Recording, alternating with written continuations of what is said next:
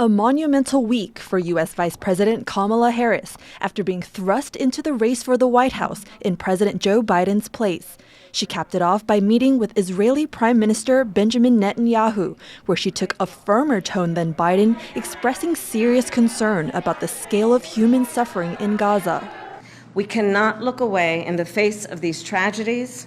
We cannot allow ourselves to become numb to the suffering, and I will not be silent. Harris says it's thanks to President Biden's leadership that there is a deal on the table for a ceasefire and hostage release, and she called on Netanyahu to get it done. This comes after the Israeli Prime Minister's fiery speech to U.S. Congress, where he provided few details of such a deal. Israel has been waging a war against Hamas in Gaza after the militant group raided Israel in October last year.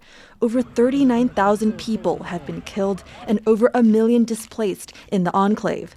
The resulting humanitarian crisis has raised widespread international concern and caused divisions in Biden's own Democratic Party.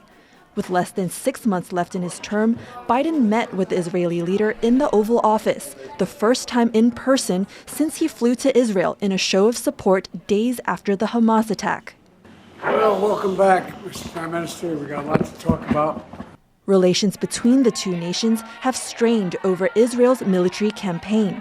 But the White House says they are closer now than ever to closing a 3-phase deal that would free the over 100 remaining hostages in Gaza and ensure, quote, a full and complete ceasefire. This hope was echoed by families of American hostages who met with Biden and Netanyahu in Washington.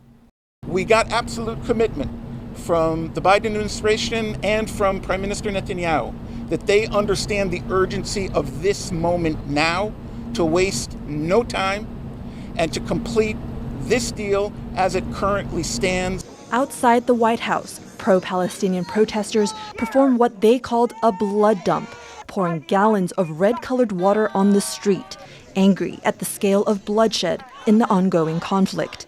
Meanwhile, at home, growing backlash for Netanyahu as well, with protesters calling on him to bring back their loved ones and end the fighting once and for all.